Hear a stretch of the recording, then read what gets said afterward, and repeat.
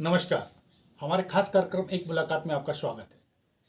आज हम जिस शख्सियत से आपको मिलाने जा रहे हैं, राजनीति के क्षेत्र में उन्होंने काफ़ी लंबा समय व्यतीत किया है और एक महिला नेत्री के रूप में वो उभर के आई हैं। हमारे साथ दमयंती मिश्रा मौजूद है, हम सीधा उनसे बात करेंगे।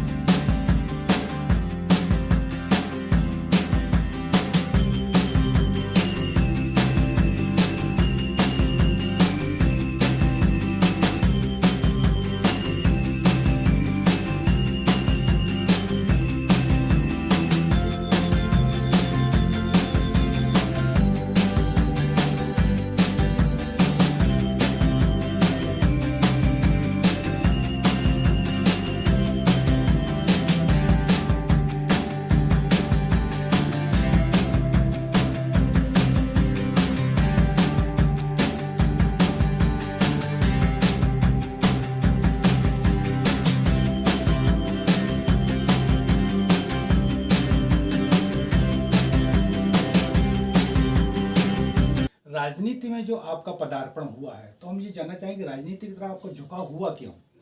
राजनीति में मेरा इसलिए झुकाव हुआ कि मेरे पिताजी कांग्रेस के रहे हैं और गांव पड़ता है हमारा भैंसा सुनारी। तो मेरे पिताजी भी शुरू से राजनीति में रहे हैं। हमारे यहाँ पे दाऊ हनुमत सिंह के साथ में हमारे यहाँ बड़े बड़े नेता गांव जाते थे। हमारे पिताजी, मैं बहुत छोटी थी, कम से कम मेरी 10 साल की उम्र थी जब से मैं उस टाइम जीपें चलती थी, जीपों से प्रचार होता था। तो दाऊ साहब जब खड़े हुए तो मैं जीपों से, मेरे को शौक था।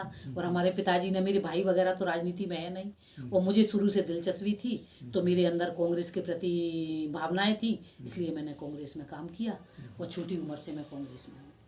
तो आपने छोटी उम्र से आप कांग्रेस में रहे हैं, तो वो क्या उम्र रही होगी उस वक्त और क्या आप उस वक्त पढ़ाई करते होंगे? तो राजनीति में जब आप जुड़े तो पहला मंजर क्या था, पहले शुरुआत कैसे हुई आपकी और किस तरह से जुड़े हैं आप? मुझे अच्छा लगता था। उस टाइम गाड़ियाँ ज़्यादा नहीं थी, जीप चलती थी, तो जीप में माइक लगे रहते थे। तो जब का नाम है, मुझे टाइम मिलता था, पढ़ाई तो मेरी ज़्यादा वहाँ पे नहीं हो पाई, हाई सेकेंडरी बीए मैंने करेरा किया, लेकिन झुकाव था मेरा। तो बच्चों सब इकट्ठे करके बच्चों को और क्षेत्र में निकल जाते थे और माइक लगा के प्रचार करते थे कि हाथ के पंजे पे सील लगाओ और दाऊ हनुमत सिंह को जिताओ।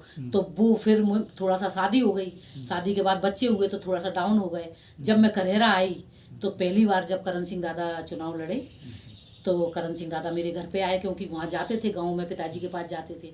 तो दादा ने कहा कि दमयंती जी, तुम का नाम है कांग्रेस में आ जाओ। तो दादा ने मुझे पहली बार ब्लॉक अध्यक्ष बनवाया, तो युवा कांग्रेस का ब्लॉक अध्यक्ष बनवाया। फिर मैं महिला कांग्रेस की अध्यक्ष बनी। ऐसे ही मैं राजनीति में चलती रही और मुझे पद मिलते रहे और मैं काम करती रही। हर किसी का एक आदर्श होता है, नेता जिसको देख के लोग राजनीति में आते हैं या कोई दूसरा अगर चीज अपनाता है तो किसी न किसी को अपना आदर्श मानता है। तो इस तरह से कोई आपका आदर्श रहा हो राजनीति में जिससे आपको प्रेरणा मिली हो?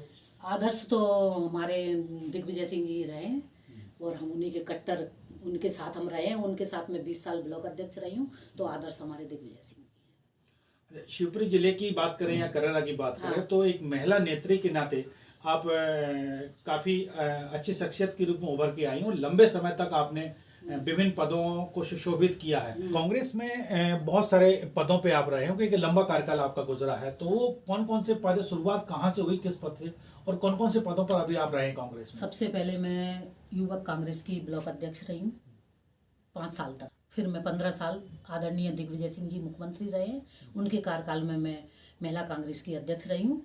उसके बाद मुकेश नायक जी प्रभारी मंत्री थे, तो मैं शिवपुरी में प्रभारी मंत्री प्रकोष्ठ की सदस्य रही हूँ। फिर मैं जनपद में रही हूँ, निगरानी समिति की सदस्य, नगर पालिका में सदस्य रही हूँ।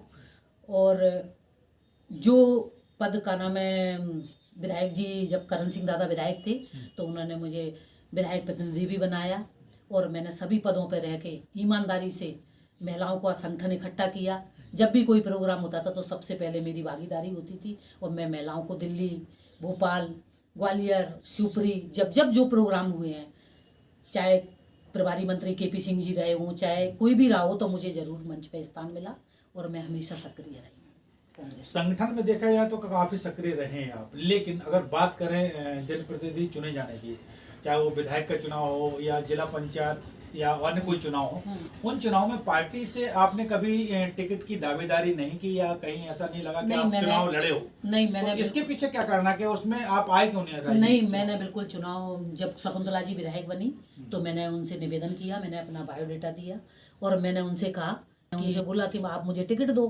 तो मैंने सब कुछ प्रयास किया, लेकिन शकुंतला जी ने वीनस को टिकट दिया और उसमें कुछ का नाम है, अब उनका जो भी रहा हो, तो मुझे टिकट से वंचित रखा गया। इसलिए मैंने फिर निर्दलीय चुनाव लड़ा और मैं 4000 वोट लेके दूसरे नंबर पर रही, कांग्रेस तीसरे नंबर पर रही। और जब शकुंतला जी ने मुझे टिकट नहीं दिया तो आप 1 से लेके 15 वार्ड तक कांग्रेस का एक भी, पहले तो कोई टिकट लेने को भी तैयार नहीं था, और जिनको टिकट दिए तो बहुत बुरी पराजय हुई। 5 साल अभी नगर पंचायत में एक भी कांग्रेस का पार्षद नहीं है।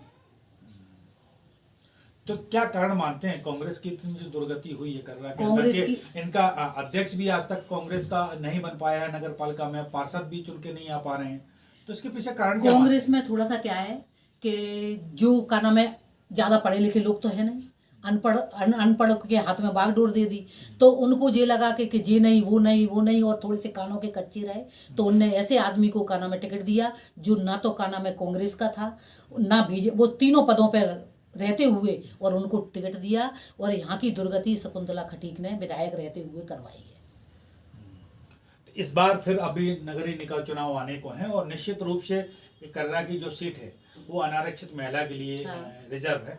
तो इस बार क्या आप अपनी दावेदारी मानते हो? कितनी दमदारी से आपकी? मैं तो बिल्कुल दमदारी से दावेदारी कर रही हूँ, और मैंने विधायक जी से भी बोला है और मैंने सभी से बोला है।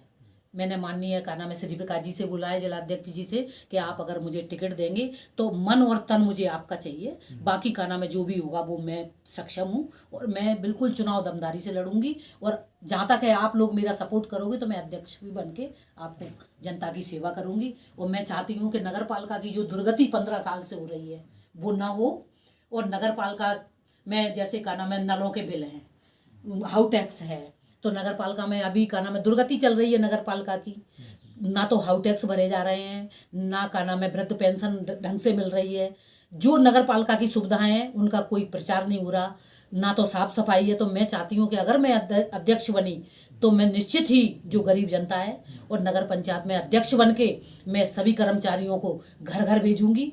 घर से जैसे महिलाएं नहीं जा पाती हैं नगर पालिका में उनकी सुनवाई, तो नल का बिल, हाउस टैक्स, घर जाके कर्मचारी वहाँ नगर पालिका में ना बैठते हुए घर घर जाके नल टैक्स, हाउस टैक्स और जितनी भी सुविधाएं हैं घर जाके दें, जिससे नगर पालिका में पैसा आएगा और नगर पालिका का विकास होगा और करेरा की जनता का विकास होगा।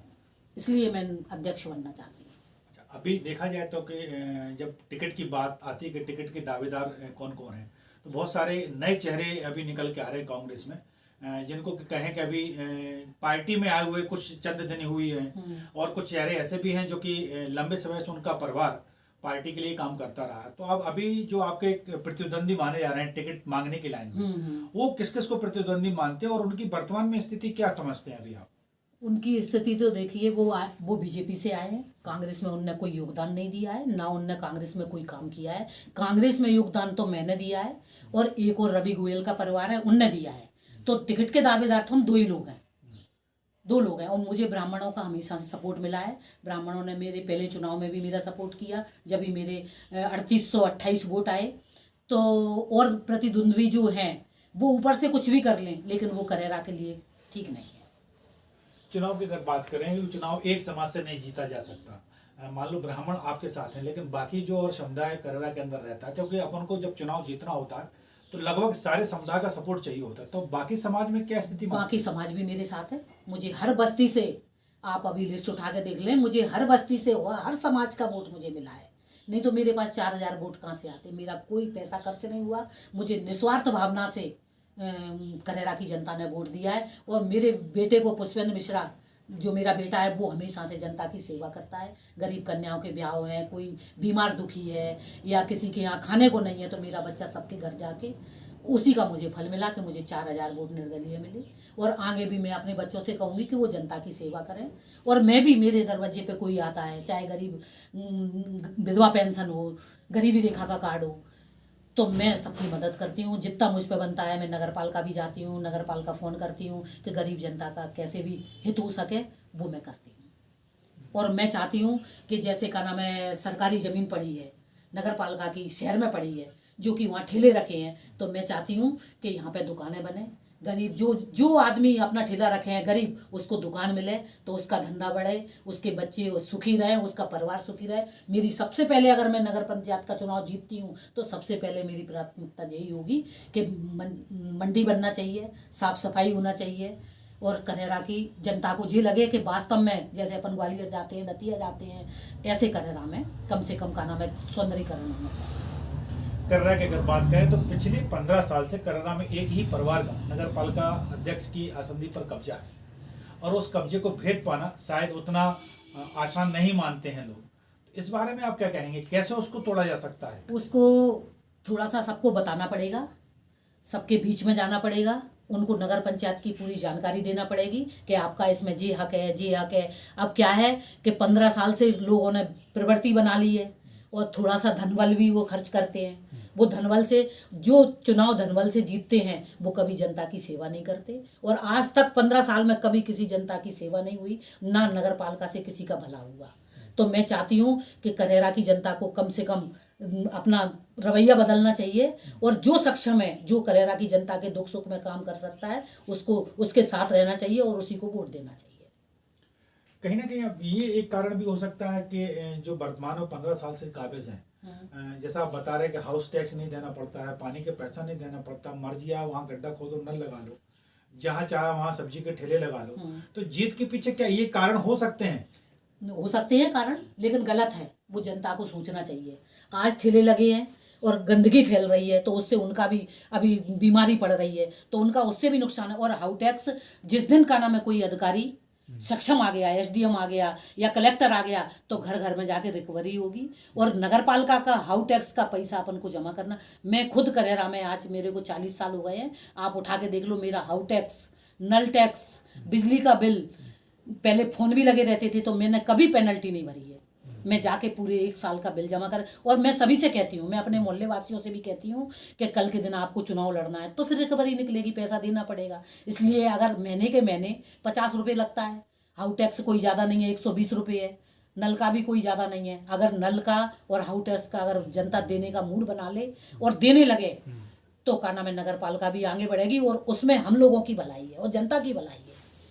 निश्चित रूप से जब आय होगी संस्था की तो नगर का विकास होगा, ये आपका कहना बिल्कुल लाजमी है, क्योंकि जब तक पैसा नहीं होगा, बिना पैसे की कोई भी संस्था नहीं चल पाती। हम बात करेंगे कि जिस तरह से अभी करेरा में होर्डिंग्स लग रहे हैं चुनाव को लेके, लोग चेहरे नजर आ रहे हैं लोगों के, और महाशिवरात्रि की अगर बात करें तो इसमें भी आपके भी कुछ पोस्टर किले पर नजर आए थे। हाँ। दंगल भी आपने कराया हाँ, था। हाँ। तो ये क्या माना जाए, ये सब तैयारी का ही रूप है? नहीं, बिल्कुल तैयारी का रूप नहीं है। मैं तो शुरू से कर रही हूँ चुनाव, तो मैं अभी लड़ी हूँ 5 साल के पहले, लेकिन मेरे बच्चे हमेशा पोस्टर भी लगाते हैं, बैनर भी लगाते हैं। दंगल का जन्माष्टमी पे होता था, तो अब की बार मूड बनाया बच्चों ने कि चलो जन्माष्टमी पे इस पे करा देते हैं, शिवरात्रि पे। तो मैंने तो बिल्कुल निस्वार्थ भावना से काम किया है, और मैं निस्वार्थ भावना से, मेरे बच्चे और मैं काम करते रहेंगे करेरा की जनता के लिए। जब करेरा के गरीब जनता को मेरी ज़रूरत पड़ेगी तो मैं और मेरे बच्चे बिल्कुल खड़े मिलेंगे। मेरा इसमें चुनाव में कोई वो नहीं है कि मैंने चुनाव की वजह से,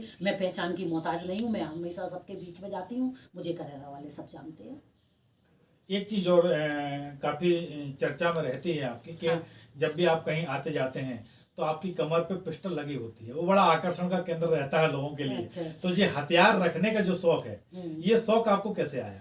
हथियार क्या है कि मेरे परिवार में हथियार है। मेरे पिताजी के पास 12 बोर भी है, पचफेरा भी है, तो मुझे शुरू से शौक था हथियार का।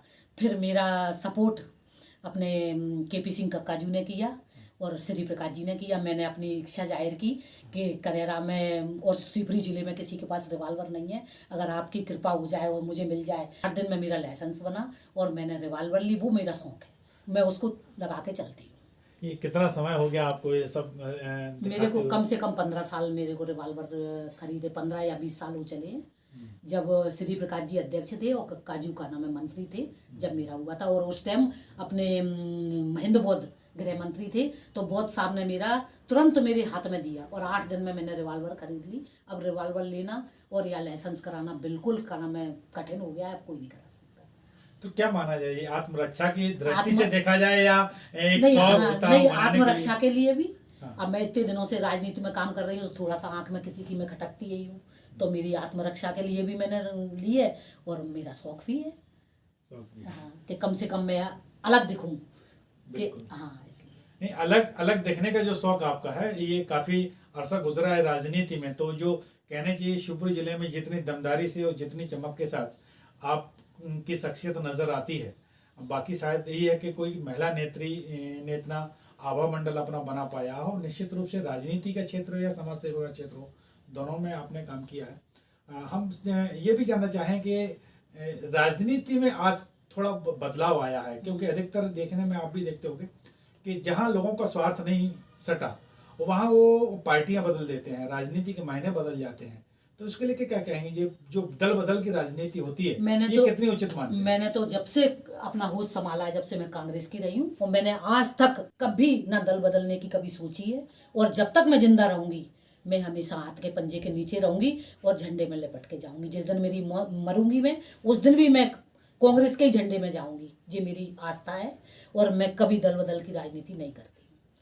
और थोड़े से हो गए हैं स्वार्थी, लेकिन जब अपन स्वार्थी नहीं है तो अगला आदमी भी स्वार्थी नहीं होगा। और मैं निस्वार्थ भावना से काम करती हूँ, कभी पैसे के पीछे नहीं दौड़ती और ना मैं कभी पैसे को महत्व देती हूँ। मैं इंसान को और उसकी शख्सियत को जरूर मैं सर पे उठा के चलती हूँ कि वास्तव में इनने अच्छा काम किया, ये अच्छे आदमी है, और मेरा जीवन भर मेरे सब अच्छे लोग बन रहे हैं।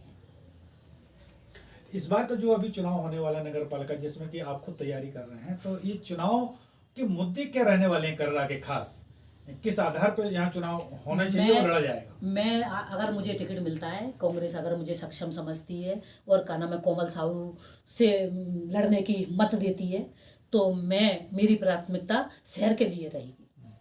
रोड भी है, गंदी रोडें पड़ी हैं, जो काम पहले हुए हैं वो पूरी रोडें उखड़ रही हैं, नाली नहीं है, और गरीब जनता के लिए, बेचारों के लिए कोई सुविधा नहीं है।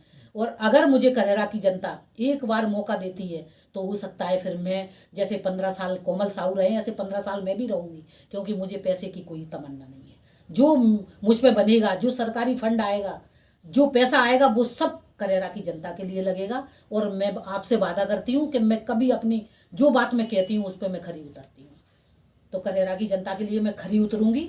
गरीब जनता का बिल्कुल का नाम है मेरे प्रति लगाव रहेगा और मैं उनका निस्वार्थ भावना से काम करूँगी, कभी पैसे के पीछे नहीं दौड़ूंगी।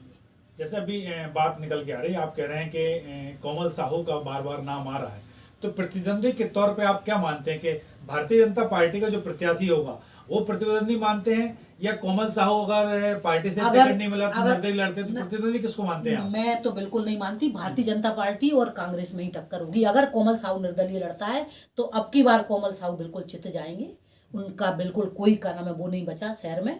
भाजपा और कांग्रेस से ही टक्कर होगी। तो आज की एक मुलाकात में हमारे साथ ये थी कांग्रेस नेत्री दमयंती मिश्रा। इनका साफ तौर पर कहना कि कांग्रेस की जो दुर्गति यहाँ हुई है उसके लिए जिम्मेदार कहीं ना कहीं कांग्रेस के वो लोग हैं जिन्होंने पिछली बार नगर परिषद के चुनाव में टिकट का चुनाव सही नहीं किया था और गलत उम्मीदवार को टिकट दे दिया था। साथ ही उनका ये भी कहना है कि कांग्रेस के लिए उन्होंने काफ़ी संघर्ष किया है और जिस तरह से उन्होंने संघर्ष किया है तो आगे आगामी चुनाव में वो टिकट की प्रबल दावेदार हैं और पूरी तरह से दमखम रखती हैं, क्योंकि ये वो महिला नेत्री हैं जिन्होंने शिवपुरी जिले में अकेले ही कांग्रेस के लिए संघर्ष किया है। अगली एक मुलाकात में फिर नई शख्सियत के साथ आपसे होंगे रूबरू। तब तक के लिए दीजिए इजाजत। कैमरा सहयोगी संजीव साहू के साथ नरेंद्र तिवारी, जन पहल न्यूज़, करेरा।